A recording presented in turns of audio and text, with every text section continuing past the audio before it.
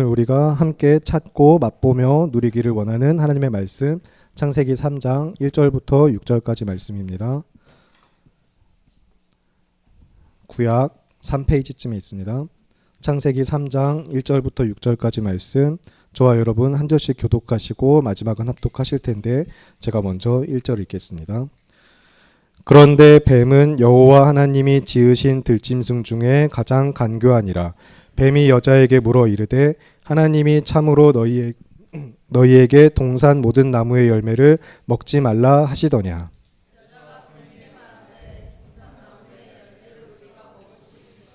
동산 중앙에 있는 나무의 열매는 하나님의 말씀에 너희는 먹지도 말고 만지지도 말라 너희가 죽을까 하노라 하셨느니라. 너희가 그것을 먹는 날에는 너희 눈이 밝아져 하나님과 같이 되어 선악을 알 줄 하나님이 아심이니라. 함께 읽겠습니다. 여자가 그 나무를 본즉 먹음직도 하고 보암직도 하고 지혜롭게 할 만큼 탐스럽기도 한 나무인지라. 여자가 그 열매를 따먹고 자기와 함께 있는 남편에게도 주매 그도 먹은지라. 아멘. 네. 무엇이 중심입니까? 라는 설교 제목으로 오늘도 가스펠 라이팅 계속해서 복음으로 또 우리의 제자된 삶이란 무엇인지 생각해보는 시간 가지실 텐데, 먼저 앞뒤와 양 옆으로 서로 눈을 마주치시면서 인사하시겠습니다. 주 안에서 믿음으로 사랑합니다.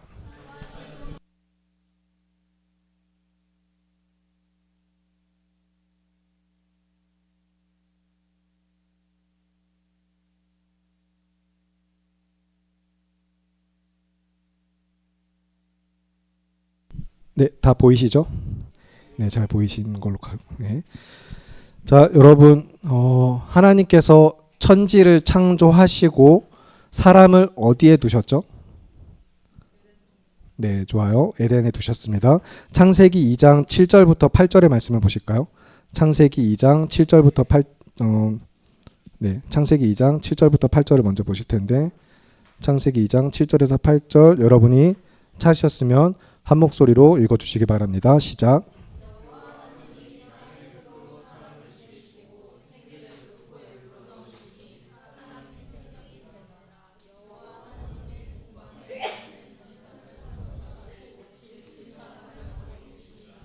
네, 아멘. 일단 잘 보이실지 모르겠지만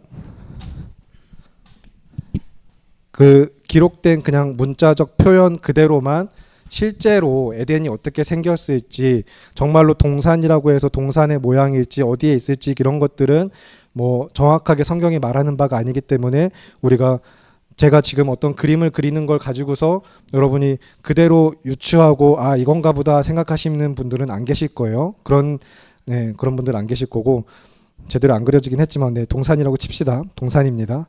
동산, 맞아요. 동산이에요. 훌륭하죠. 그렇죠. 고마워요. 끝나고 남아요. 같이 이야기 좀 하시는. 동산 중앙에 무엇이 있었죠, 여러분? 동산 가운데 있던 게 무엇이었죠? 동산 가운데 있는 거 뭘까요? 네.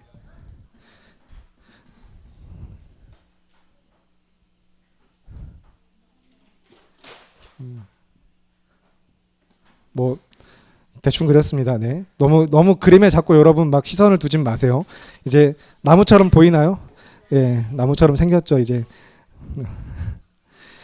점점 자신이 없어지네요. 자, 그런데 생명나무 어느 쪽이 생명나무 어느 쪽이 선악과 그런 거 생각하지 마시고, 어쨌든 동산 가운데 이제 방금 읽었던 말씀에서도 보는 것처럼 우리 2장 9절을 한번 보실까요? 앞에 2장 7절 8절까지 읽었는데 그 밑에 이어지는 2장 9절의 말씀 여러분이 한 목소리 읽어주시기 바랍니다. 시작.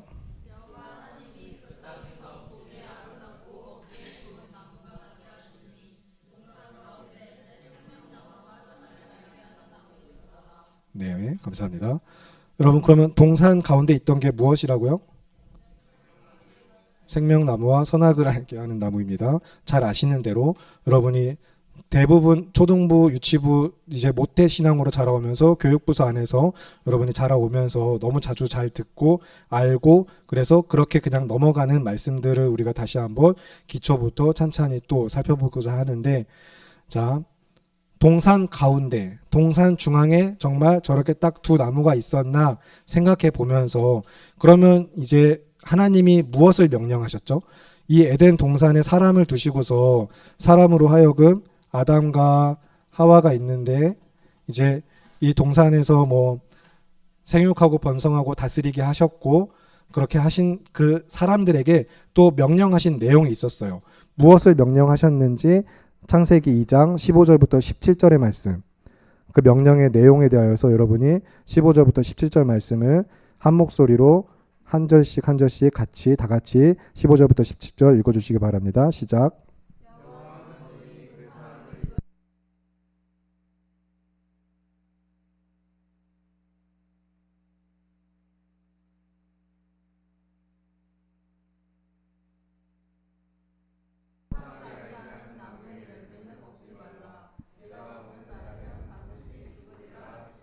네, 감사합니다. 이제 에덴 동산에 두고 경작하고 그곳에서 이제 또 관리하는 하나님의 대리 통치자로서의 인간의 역할을 부여받은 가운데 아주 중요한 명령, 우리가 잘 알고 있는 명령을 하셨죠. 무엇을 명령하셨죠? 네, 선악을 알게 하는 나무의 열매를 먹지 말아라 라고 명령을 하셨어요. 이제 계속해서 이야기하지만 여러분의 이해를 돕기 위해서 이제 시각적 이미지 이제 그림으로 조금 여러분이 말씀을 조금 더 풍성하게 그려내면서 마음에 새길 수 있도록 돕기 위한 자료로서 참고할 뿐이지, 정말로 뭐 어느 한쪽이 생명나무고 뭐 동산은 어떻게 생겼고 그런 거 정말 생각하지 마시고, 자, 그러면 선악을 알게 하는 나무의 열매를 먹지 말아라 라는 명령을 주셨는데, 그러면 죄는 어떻게 시작된 거죠? 무엇이 죄였죠? 여러분 분명히 듣고 보고 알고 고백하실 수 있는 믿음인데, 죄가 어떻게 시작되었죠? 다시 한 번만 얘기해 줄래요? 약속을 어겼어요. 좋아요. 고마워요. 순종. 네.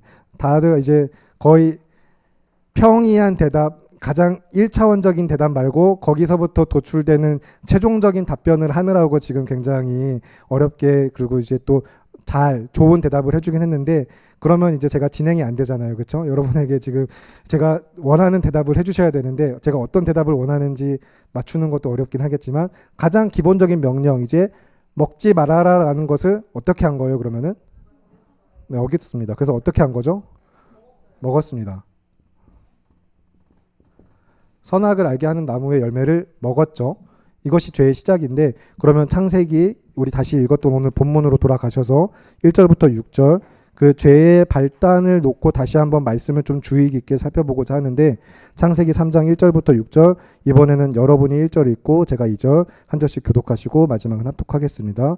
여러분이 먼저 1절 읽어주시기 바랍니다. 시작.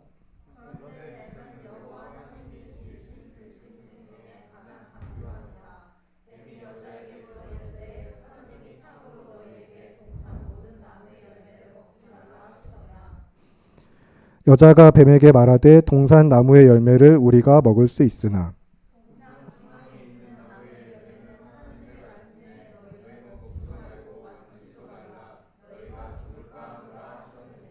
뱀이 여자에게 이르되 너희가 결코 죽지 아니하리라.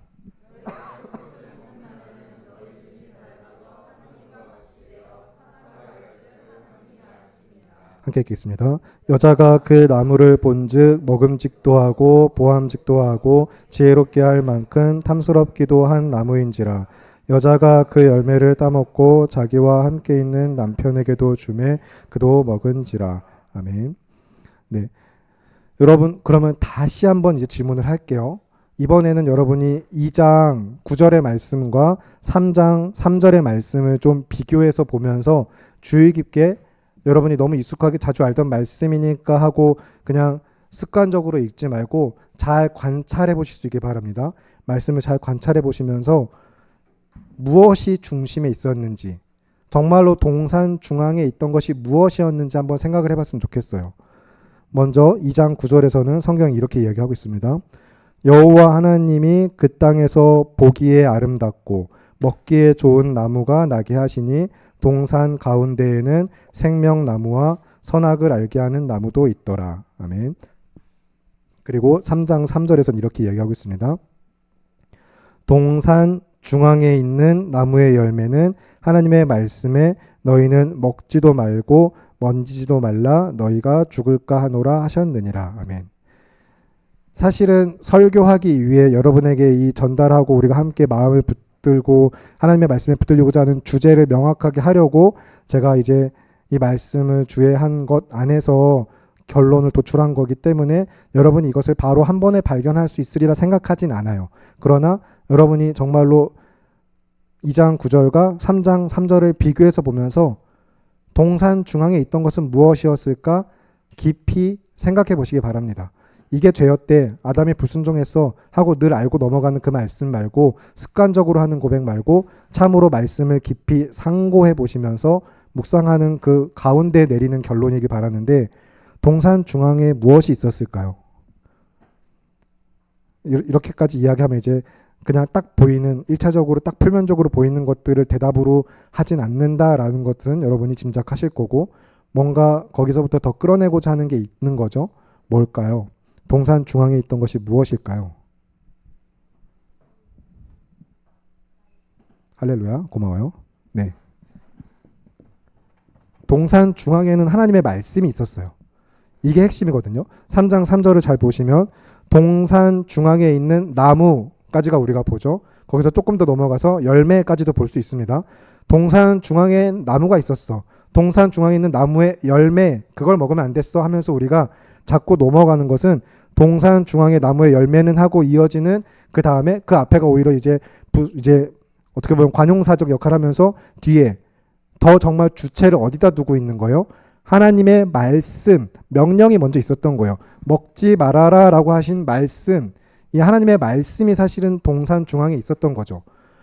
원래 하나님의 형상대로 지음받은 사람은 에덴이라는 지역에서만 아니라 사실 하나님이 지으신 창조하신 세계 가운데 동산 이제 뭐 그 에덴이라는 곳을 창설하시고 그곳에 사람을 두시긴 했지만 하나님과 기본적으로 늘 함께 연합한 삶이었고, 하나님의 의중을 모든 시간 모든 것을 통하여 알 수 있는 자들로서 그들에게 이제 뭐 어떻게 보면은 이 말씀보다 중요한 것은 없었고, 동산 중앙에 나무만 두신 게 아니라 그 나무와 함께 하나님의 말씀, 명령을 두셨다는 거예요. 그런데 동산 중앙에 있는 나무 먹었으니까 문제만, 그렇게만 생각할 게 아니라, 그러니까 우리가 그래서 이야기하는 이 말씀을 어긴 불순종, 이게 잘못됐다라는 거예요. 그들의 삶에 그들에게 두신 그 장소에서 가장 중앙에 있는 이 나무가 너무 중요한 나무여서 하필 이 나무를 먹어서 다른 곁가지에 있는 나무들 먹어도 됐는데 이 중앙에 있는 나무 먹은 게 문제였다, 그 정도가 아니라 에덴 동산 그들의 삶의 중앙에 있는 하나님의 말씀에 대한 그들의 어떻게 보면은 불순종, 이것이 죄다. 우리가 너무 자주 알고 있고 자주 이야기하는 그 죄가 어떻게 시작된 죄인가를 여러분이 깊이 잘 생각해 볼 수 있게 바랍니다. 그래서 다시 2장 9절을 보시면, 여러분 2장 9절 그래서 다시 한번 잘 보세요. 3장 6절에서는 이제 하와가, 여자가 이 나무를 보니까 먹음직도 하고 보암직도 하고 지혜롭게 할 만큼 탐스럽기도 한 나무인지라 하면서 유혹이 시작됐는데, 사실 그 전에 그들이 그렇게 주목한 그 나무 이전에 얼마나 수많은 나무들을 하나님이 어떻게 지으셨는지 다시 2장 9절의 말씀 보시기 바랍니다. 2장 9절의 말씀 여러분이 한 목소리 읽어주시기 바랍니다. 시작.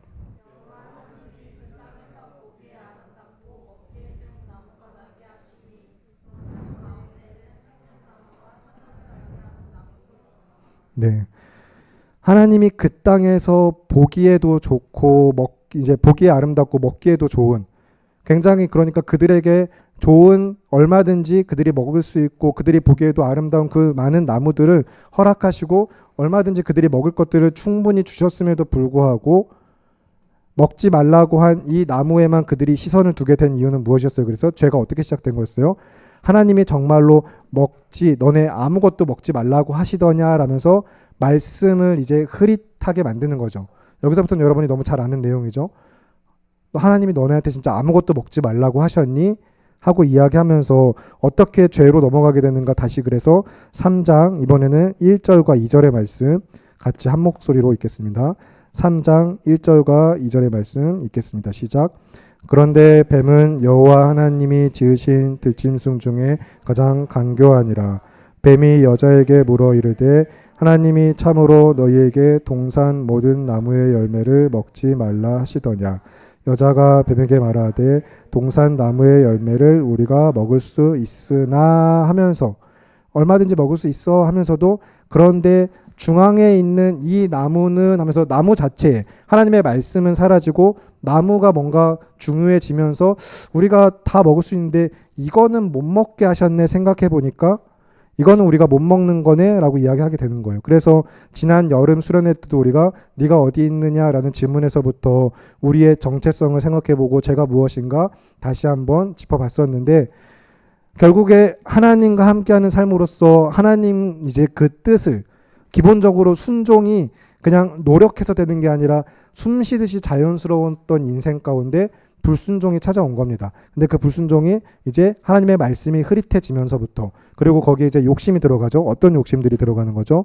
4절과 5절의 말씀, 창세기 3장 4절과 5절의 말씀 같이 함께 한 목소리 읽겠습니다. 시작. 뱀이 여자에게 이르되 너희가 결코 죽지 아니하리라. 너희가 그것을 먹는 날에는 너희 눈이 밝아져 하나님과 같이 되어 선악을 알 줄 하나님이 아심이니라. 아멘. 먹으면 이제 하나님께서는 분명하게 반드시 죽으리라라고 이제 말씀을 하셨는데, 이제 죄의 유혹은 어떻게 시작되는 거예요? 아, 너네 그럴 일 없을걸? 하나님이 그렇게 안 하실걸? 너네 죽을 일 없을걸 하면서 거기에 이제 또 뭘 더 붙여줘요?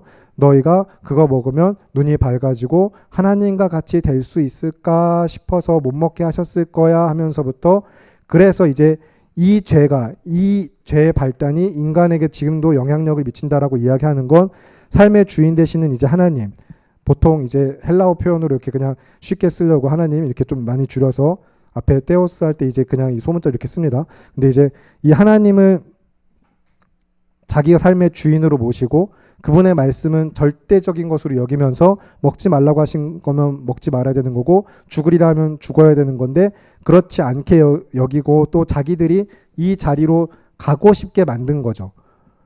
내가 하나님과 같이 되어서 누군가의 명령이 아니라 내가 살고 싶은 방식대로 살아가겠습니다라는 삶의 방식을 택한 그 순간부터 지금도 그래서 모든 인류가 죄 가운데 있다는 거예요. 똑같이 다 내 삶을 내가 살아가는 방식으로, 나를 위한 삶으로 내 것들, 세상의 것들을 자원 삼아 살면서, 이것이 중요한데, 그래서 이제 하나님과의 어떻게 보면 이제 단절이거든요. 영원한 이제 좀 구별을 하기 위해서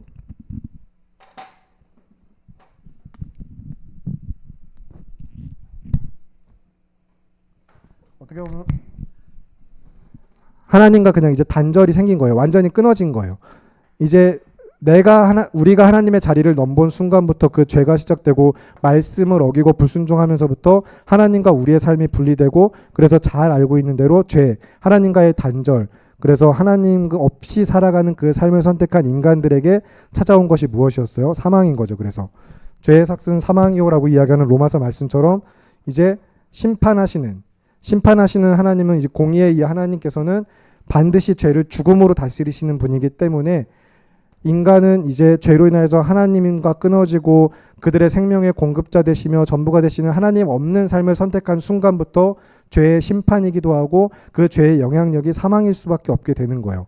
그래서 모든 인류가 이제 죄 가운데 처하게 되었는데, 여기까지 다시 이제 여러분이 생각해보고 잘 알고 있고 하는 이야기들, 여기를 통해서 오늘 우리 청년부와 함께 나누고 싶은 이야기는 여러분의 삶의 중앙에 있는 것, 내 삶의 중심에 있는 것이 무엇이냐라는 거예요. 오늘도 여러분이 예배하기 위해 이 자리에 나왔지만, 하나님을 예배한다고 믿음으로 나온 것이 분명하지만, 정말로 이것이 중심이고 예배가 내 삶의 중심이고 하나님이 내 삶의 중심되는 삶을 살고 있느냐라고 여러분 물어볼 때 자신 있게 그렇습니다라고 답하실 수 있으신가요? 여러분 정말로 하나님이 중심되는 삶을 살고 계신가요?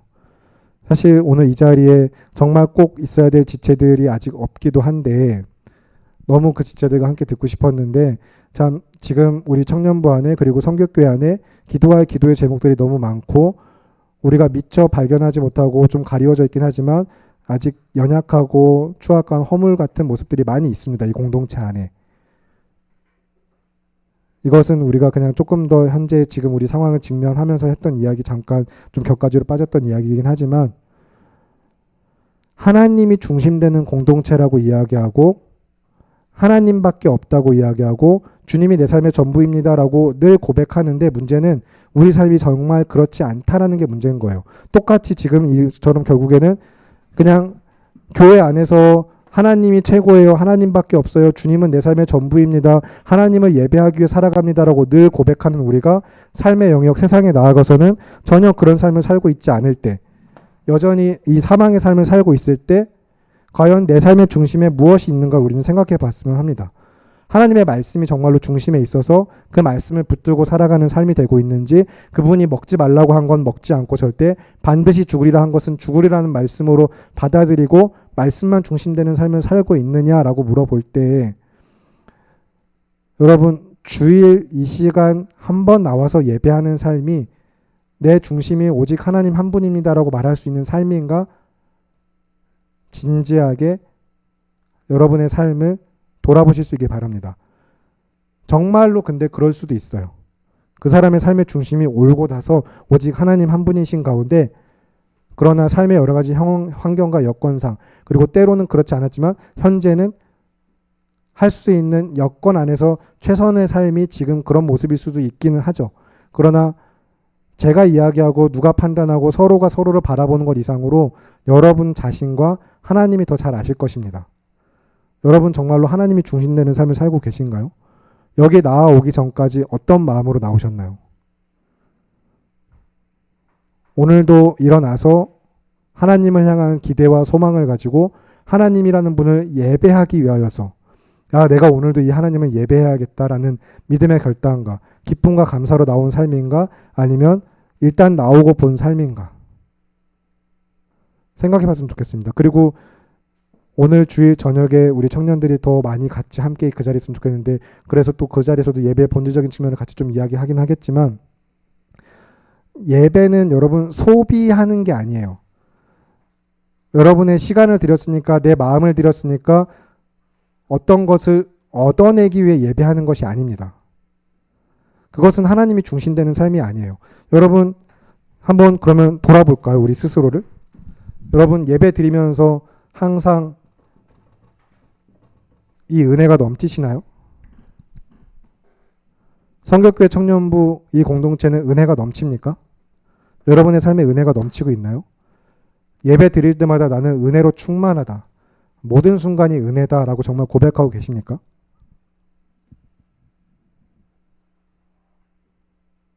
고백하실 수 있어야 합니다. 하나님이 중심되는 삶은 그런 삶입니다. 왜요? 하나님이라는 분 자체가 은혜이기 때문이에요. 하나님이 내 삶에 함께 하신다.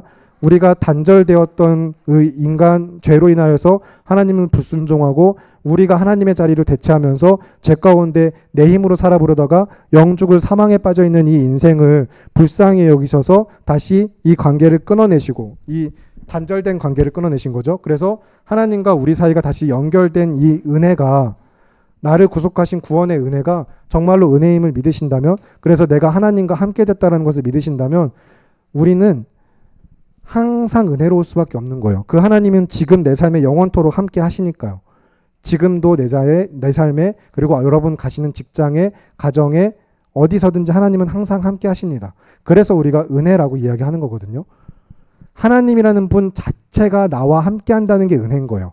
우리를 어디 보내시고 구원하시고 하는 그런 것들, 구원의 은혜 안에서 우리가 이야기되는 어떤 다양한 그런 것들만 아니라, 본질은 하나님이라는 분 자체가 내 삶에 임했다라는 거예요. 하나님이 나와 함께 하신다는 거, 그 하나님을 알고 믿는 거. 여러분에게 하나님은 정말로 그 정도 존재가 되고 계신가요? 말이 좀 어폐가 있거든요, 사실 이것도. 하나님은 원래 그런 분이세요. 하나님을 내가 그런 분으로 여겨주니까 그렇게 되는 게 아니라, 내가 정말로 그 하나님을 알고 받아들이며, 그래서 그분의 그 하나님 되심을 고백하는 삶을 살고 있는가, 여러분 생각해 보시기 바랍니다. 하나님을 예배한다고 말하고 주님을 위해 살겠습니다라고 말하는 삶이 어떤 삶인지 여러분 한번 돌아보세요. 내가 그렇게 살고 있는지, 정말로 그런 삶은 어떤 삶이어야 할지. 여러분 정말로 하나님이 여러분 삶의 중심 맞으신가요?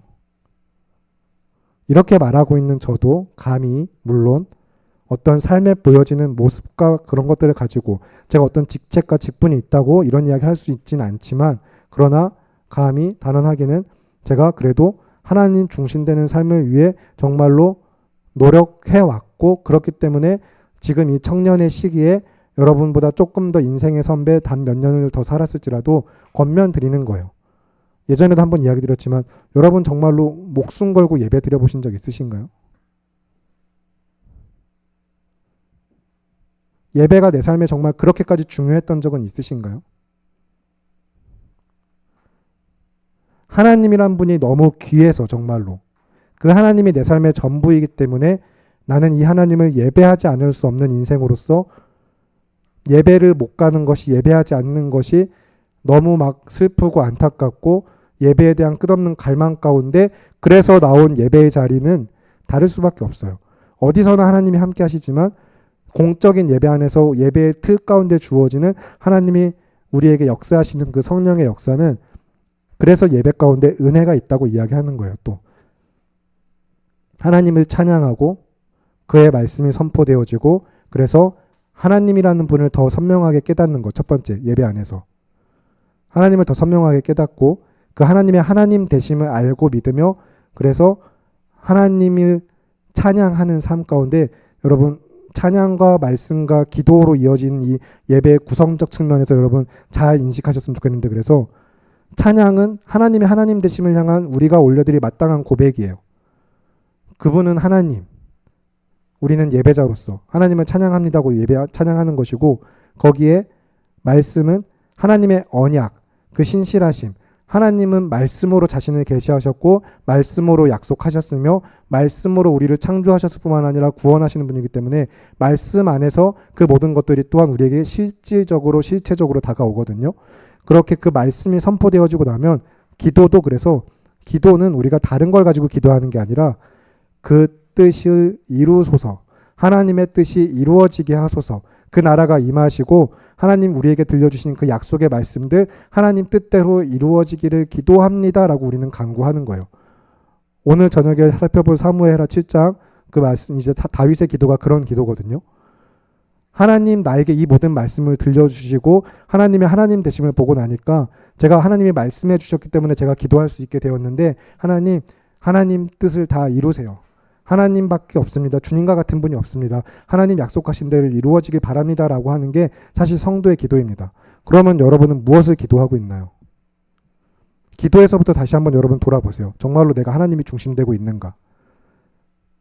하나님, 취업 잘 안 되고 있지만, 건강 좀 안 좋긴 하지만 하나님의 뜻이 취업되는 거에 있는 줄 믿습니다. 뭐 건강이 좋아지는 거에 있는 줄 믿습니다가 아니라, 상황이 너무 힘들고 진짜 정말 저 죽을 것 같은데 이대로라면 정말 저 죽을지도 모르겠는데, 그러나 하나님은 나를 구원하신 구원자, 우리에게 저 영원한 생명, 하나님의 나라가 나에게 영원한 소유로 주어진 줄을 나는 믿으며 그 뜻이 이루어지기를, 나를 향하신 이 구원의 확신과 믿음 가운데 그 간구로서 이 확실한 소망 붙들고 우리는 그것 때문에 기도하는 거예요.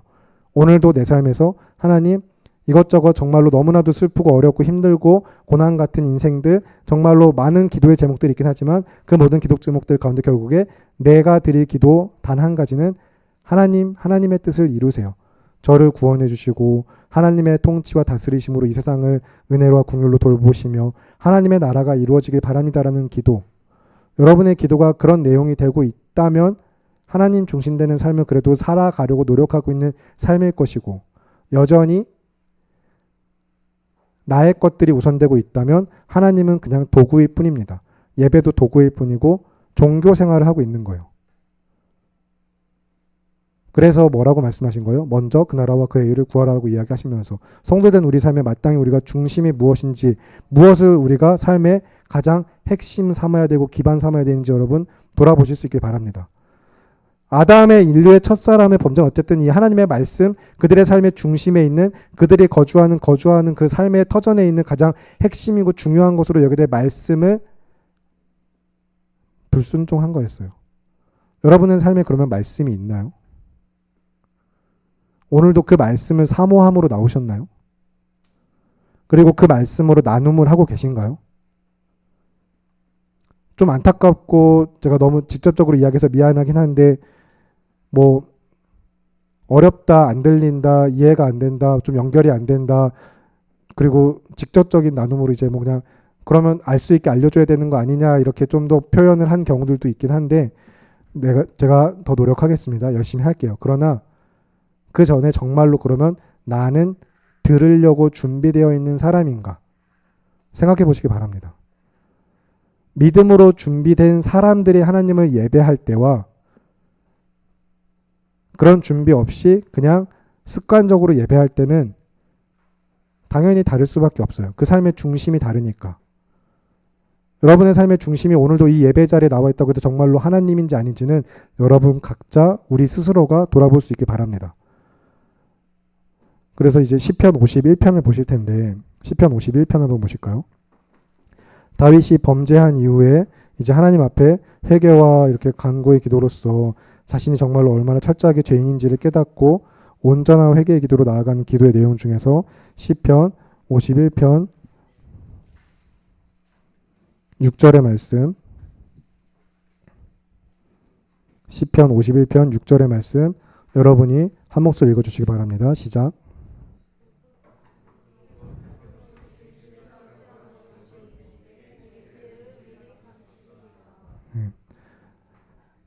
여러분의 중심, 내 삶의 중심이 어떠한지 여러분 돌아보면서 시편 51편 전체도 한번 읽어보시고 무엇이 죄이고 그 죄 가운데 그래서 하나님 앞에 회개의 기도가 온전한 회개의 기도가 무엇으로 어떻게 드려야 되는 기도인가도 잘 보시면서 여기에 이 회개의 기도 시편 51편에 조금 더 회개와 연결하여서 성경적인 회개가 무엇인지도 알고 싶으시다면 마틴 로이드 존스 목사님이 쓴 회개라는 짧아요. 읽기도 쉬워요.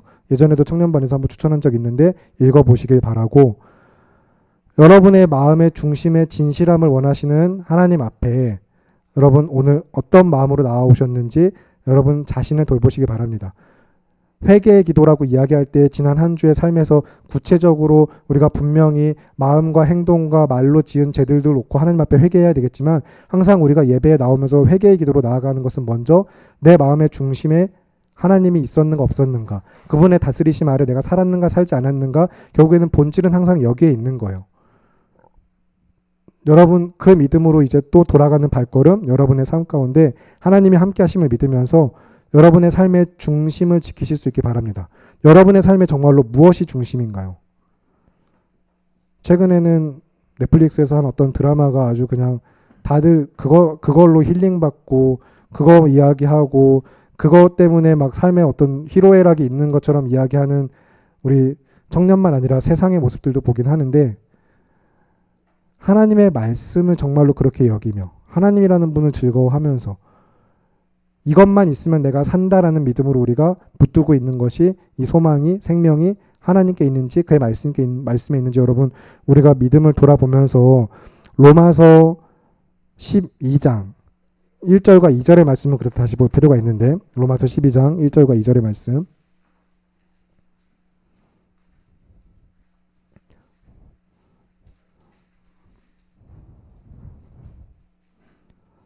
로마서 12장 1절과 2절의 말씀 여러분이 한 목소리로 읽어주시기 바랍니다. 로마서 12장 1절과 2절입니다. 시작.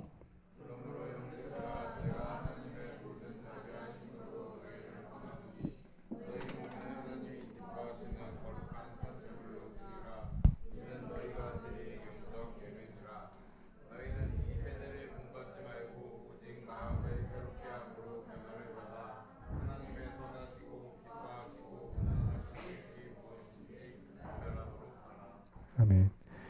그러니까 하나님은 이제 다시 지금 얘기 앞에서 우리가 에덴이라고 이야기하면서 그림을 그리고 하긴 했었지만 이 창조 세계 하나님께서 지으신 하늘과 땅을 지으시고 이 세계를 지으시면서 하나님의 뜻대로 다스려지는 세상 가운데 죄가 들어오면서 하나님과의 단절이 생겼을 때 이 단절 이후로 물론 하나님이 구원의 역사를 베푸셔서 하나님과 우리 사이를 다시 이어주시기도 하셨지만 사망에서 생명으로 옮겨주시고 하나님의 나라의 약속을 우리에게 주신 것도 맞지만 그런 구원의 그림을 여러분이 그려가면서 또 한 가지 기억하실 것은, 그래서 성경의 표현에서 죄의 권세 아래 놓인 이 세상을 두고 이제 이 땅에서의 지금 우리의 인간의 모든 역사의 삶을 이 세대라고 표현을 해요.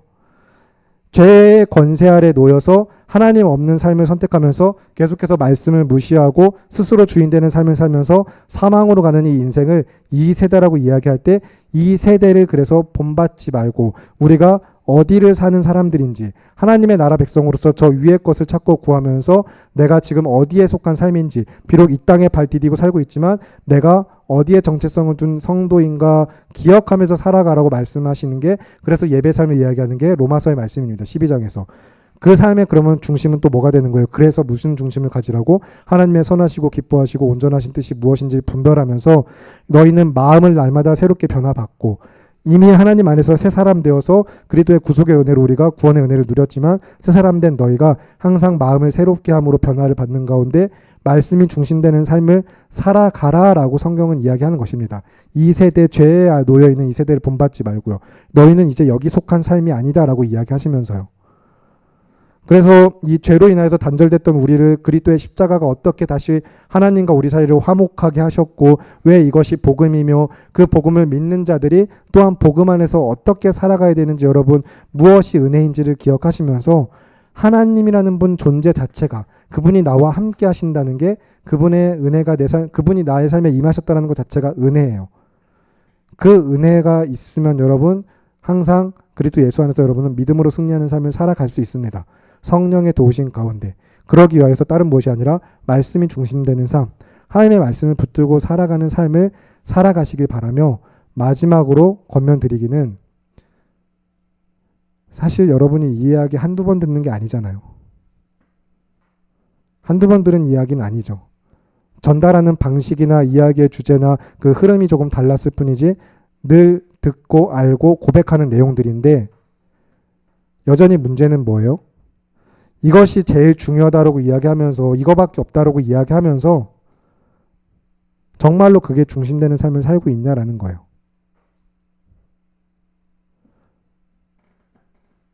여러분 당장 오늘 이 예배를 마치고 가족 나눔을 하고 또 주일 저녁까지, 그리고 일주일에 한 정말 그렇게까지 일주일 정도만이라도 돌아보면서 여러분 스스로 매 순간순간마다 여러분 정말로 점검해 보시기 바랍니다. 정말로 하나님이 나의 삶의 중심인가? 인간의 삶의 모든 문제의 중심은 결국에 그 삶의 중심이 하나님이 아니라는 거거든요. 뭐 그렇다고 해서 하나님만 중심 되시면 모든 문제가 해결된다라고 하는 이야기는 아니고, 여러분의 삶에 많은 문제들이 있긴 하겠지만 기본적으로 인간의 가장 근본적인 문제는 그 삶의 중심에 하나님이 없다라는 거예요.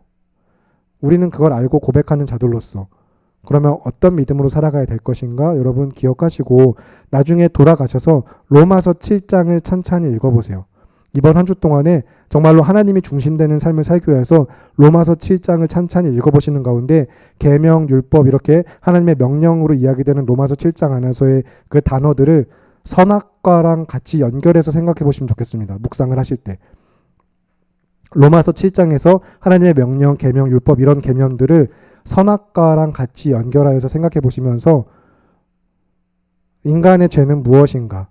우리 삶의 중심은, 나의 중심은 무엇이 되어야 할 것인가? 나는 지금도 여전히 죄 아래 놓여 있는가? 하나님의 은혜 아래 있는 삶인가? 여러분 돌아보시면서 말씀을 붙들고 믿음으로 살아가는 우리 모두가 되기를 바라고 기도합니다. 하나님이 정말 중심 되시면 누가 어떻고 뭐는 저렇고 내 삶은 왜 이 모양이고 그런 것들도 사실은 정말로 아무것도 아닌 게 돼요. 문제가 아닐 수 없지만 그것들에 대한 그 내 삶에 가져오는 그 나의 마음의 무게가 달라질 수밖에 없어요. 가장 중요한 것이 확실하기 때문에 여러분 그 삶으로 우리를 부르신 하나님을 믿으시고 정말로 성결교회 청년부 여러분 하나님이 중심 되시는 삶의 예배자들 되기를 바라고 기도합니다. 하나님이 중심 되시기를 정말로 힘쓰시기 바랍니다. 오늘도 그 믿음으로 여러분 돌아가는 발걸음, 가족 나눔, 모든 시간 그래서 하나님이 중심되는 사람으로서 내가 어떤 선택을 해야 될 것인가 기억하시고 고백하시면서 하나님과 함께 믿음으로 승리하시는 하루가 되기를 바라고 기도합니다. 이 시간 그래서 함께 기도하실 텐데 하나님께서 중심 되시는 삶을 위하여서 여러분 같이 기도하겠습니다. 여러분이 어떤 삶을 살았든지, 여러분이 누구이든지, 지금 어떤 상황에 있든지, 내 감정과 기분과 그런 것들을 다 떠나서 중심 되시는 하나님, 영원토록 변함없는 이 말씀과 그 하나님의 하나님 되심이라는 은혜가 내 삶에 정말로 충만하다면, 내가 그것을 믿는다라면, 하나님, 나는 언제든지 하나님을 예배하는 예배의 삶을 기쁨과 감사로 살아갈 수 있습니다. 나는 주님을 예배하는 교회 그리고 성도입니다라고 우리가 고백할 수 있는 믿음이 우리 안에 있기를 간절히 바라고 기도하면서, 하나님만 내 삶의 중심 되어 주시옵소서. 정말로 하나님이 중심되는, 말씀이 중심되는 삶을 살겠습니다라고 결단하고 간구하는 기도, 주님의 이름 한번 외치시고 기도하겠습니다. 살아계신 아버지 하나님, 주님의 은혜로 이 예배의 자리에 하나님 앞에 나왔습니다. 교회라는 공동체를 부름받은 하나님의 백성으로서 하나님께서 중심되시는 삶으로 초대를 받은 우리가 정말로 내 삶에 하나님께서 중심되심이 있는가? 오늘도 우리가 하나님 앞에 나와서 예배하고 있지만 여전히 내 삶의 중심은 다른 무엇보다 다른지, 내 삶에 정말 주인 되신 하나님을 몰아내고 그를 거절하고 거부하며 하나님의 말씀에 순종하는 저희를 우리가 반복하고 지나가고 돌아보게 하시는 가운데 정말로 내 삶의 중심 되시는 하나님의 말씀, 그 은혜를 붙들고 하나님께서 중심 되시는 삶을 위해서 이 시간 우리가 결단하며 간구하오니, 정말로 우리가 주님 단지 그냥 그렇게 기도만 하는 것이 아니라 그렇게 살겠습니다라고 믿음으로 주님 앞에 간구하면서 그 삶의 방법으로 순종으로 나아가는 사람처럼 우리 모두가 되시기를 간절히 바라고 기도합니다. 주의 말씀을 붙들고 믿음으로 살아가는 삶이 되게 하소서. 오늘도 내 삶의 중심이 하나님 한 분이어서 오늘 나를 인도하시는 그 인도하시는 대로 하나님의 뜻대로 우리의 마음과 행동과 생각하는 것과 삶을 풀어나가는 방식과 방향과 우리의 삶의 본전, 내 살아가는 모든 여정들이 정말 하나님의 말씀을 부합하고 하나님과 함께 동행하는 믿음의 삶을 하시기를 간절히 바라고 기도하오니, 주님과 함께 살아가는 삶을 위하여서 오늘도 예배를 부르셨으니 그 믿음 안에서 주의 말씀 붙들고 하나님 앞에 나아가는 우리 모두가 되시길 간구하며, 하나님만 그 삶의 중심 되어 주시옵고 그 은혜 안에 흔들리지 않고 믿음으로 승리하는 성격교회 우리 모두가 되게 하여 주시옵소서.